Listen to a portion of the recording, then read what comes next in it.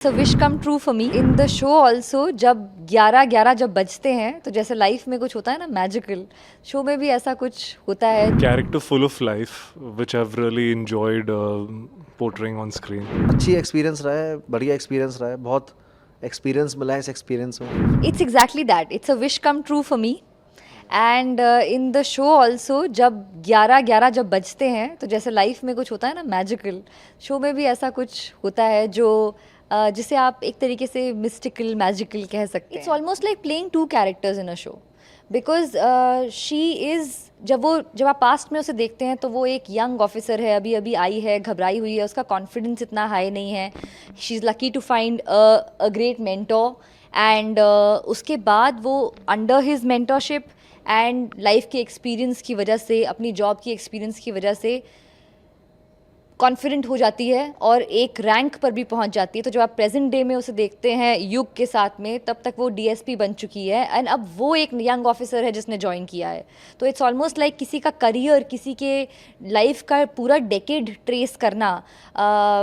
As somebody who started working very young, I know कि बहुत difference होता है जब आप कोई चीज़ शुरू करते हैं नई करनी और जब आप उसमें एक कमांडिंग पोजीशन तक पहुंच जाते हैं. तो वो पूरी चीज़ को ध्यान में रखना और नॉन लीनियर शूट करना, कभी पास्ट कभी प्रेजेंट, वो चैलेंजिंग था.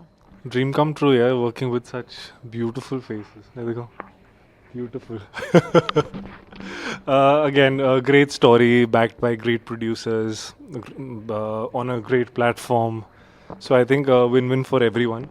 A very honest, impulsive man who's very emotional, acts first and thinks later, and that at times gets him in trouble as well. When he doesn't find a way, he doesn't hesitate from throwing a fist in someone's face. That is one. So a really character full of life, which I've really enjoyed portraying on screen. So that's Shaurya for you. यार मेरा जो character है वो,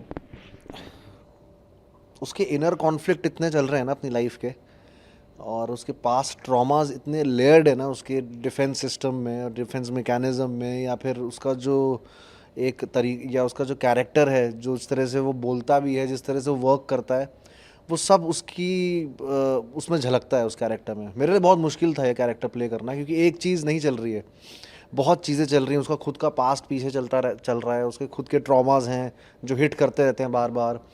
जो character बना है वो अपनी जितने भी पास्ट एक्सपीरियंसेस है उसकी वजह से वो ऐसा कैरेक्टर युग बना है.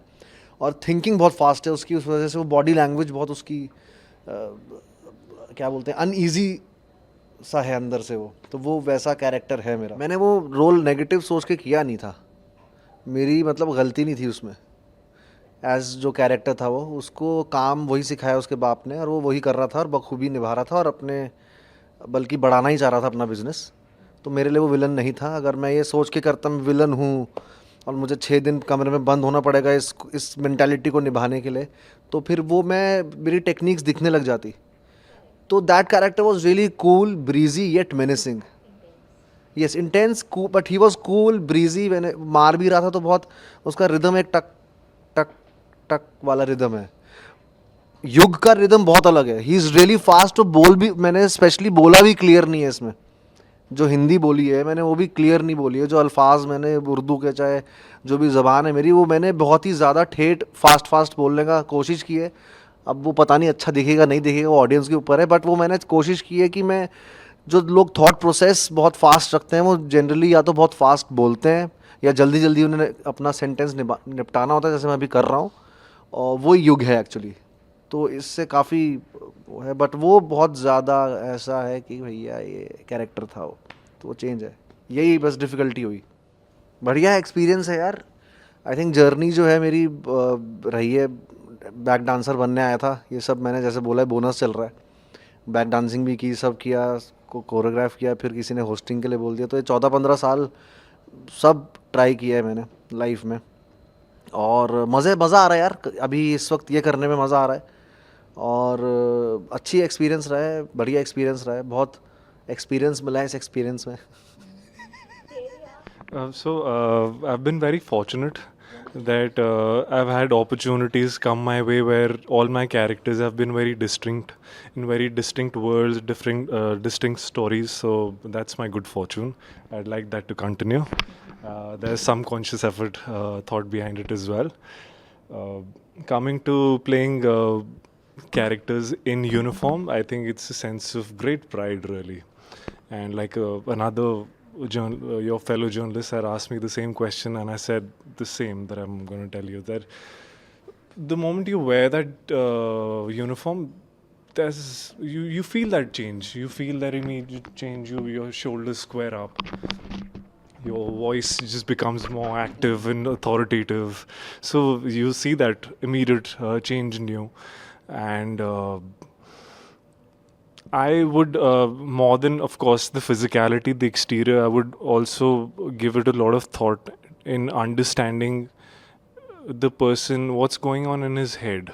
Because after all, चाहे वो आर्मी ऑफिसर हो या वो पुलिस ऑफिसर, वो है तो इंसान, और हर इंसान की कुछ चैलेंजेस हैं, उसके दिमाग में एक तूफान चल रहा है, उसके मन में बहुत भावनाएं चल रही हैं, तो वो समझना और वो दर्शाना, आई थिंक वो इम्पोर्टेंट होता है. एंड अपने डायरेक्टर की सुनिए, पहचानिए आप कौन सी कहानी में, और उस हिसाब से अपना सुर पकड़िए. हर कैरेक्टर चैलेंजिंग होता है एक अपने तरीके में, अगर आप उसमें बनाना चाहें तो. हाँ, चैलेंजिंग है, क्योंकि मैं भी राघव की तरह एक्चुअली एक अलग वर्ल्ड से आ रही थी इस एक्सपीरियंस के पहले.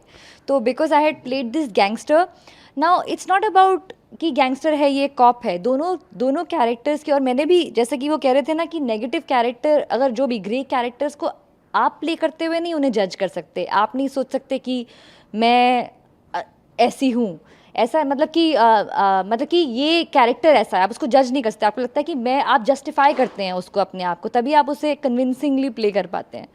उसके बाद when I got this opportunity, it was very interesting for me, क्योंकि अभी अभी मैं एक ऐसा कैरेक्टर प्ले करके आई थी जिसके सही और गलत हमसे अलग हैं, और इस कैरेक्टर के सही और गलत हमारे जैसे हैं. In fact she is more upright and she has the integrity and she will fight for the right thing. तो for me the contrast was what was challenging. And बाकी like Dhैर्य also said कि जब आप यूनिफॉर्म पहनते हैं तो अपने आप ही उसमें एक प्राइड है जो आपको फील होती है, और आपको लगता है कि now you have to behave a certain way and you do that.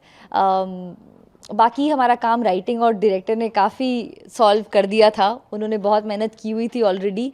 We just had to understand the vision and surrender completely. हर इंसान को, जब हम नॉस्टैल्जिक तरीके से कोई भी चीज़ देखें तो पास्ट हमेशा हमें कुछ यादें, हमारी मेमोरी भी ऐसे ही वर्क करती है, ऑलमोस्ट रील्स की तरह. हम सिर्फ हाइलाइट्स देखते हैं, और उसमें से जो अच्छी बातें और बचपन की अगर आपकी अच्छी मेमोरीज़ हों तो आपको हमेशा पास्ट बहुत रोमांटिक और अच्छा लगता है. But I want to be more like Raghav. I want to live in the moment. I want to be more present. And yeah, वो भी अच्छा था और ये भी अच्छा है. And hopefully the future will be even better. और सिनेमा, जैसे हम बात कर रहे थे सिनेमा की, मुझे लगता है कि 90s 80s 90s में एक अलग वेव सी चलती थी जब पैरेलल सिनेमा की, जब जाने भी दो यारो, प्रहार, मंथन, और ये सब को भी बहुत इन सब की वजह से जो ऐसे एक्टर्स थे जो सच्ची में मतलब रिलेटेबल कहानियाँ, जैसे हम अभी देखते हैं साउथ की फिल्मों में, बहुत सारी फिल्में यहाँ होती हैं जो रिलेट कर पाएँ हम कहानियाँ. हम कोई अमेरिकन ब्यूटीज़ देखना नहीं चाहते, या फिर वहाँ का कहानी नहीं देखना चाहते, वहाँ पर क्या हुआ है वो देखना नहीं चाहते हैं.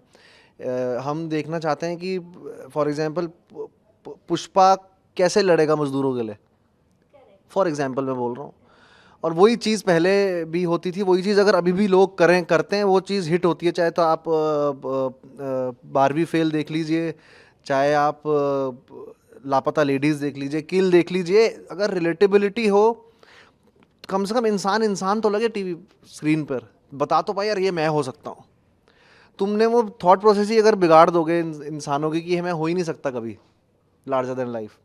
मुझे वो 90s में मुझे पसंद था वो दौर, जब वो एक वेव चली थी जिसमें प्रहार और अर्धसत्य और ये सब, ओमपुरी साहब, नसीर साहब, इरफान साहब, जब हम इनको देख पाते थे और रिलेटेबल लगता था कि यार ये मेरा पड़ोसी ही है, ये ऐसे हैं।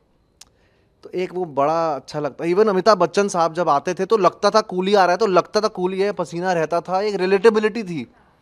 अमेरिकन ब्यूटीज देखने नहीं जाता, मुझे पसंद नहीं है देखना। मैं देखूँ मैं, हाँ वो जो एक कॉन्सेप्ट बना दिया है ना, मतलब रिलेटेबिलिटी खत्म हो गई है। अब साउथ के स्टार्स इसलिए स्टार्स अभी तक हैं क्योंकि वो जनता की तरह हैं। फहद फासिल हैं, वो फील कर सकता हूँ मैं, हाँ यार मैं एक आदमी, एक इंसान है स्क्रीन पर, ऑर्गेनिक पन। बाकी तो क्या है,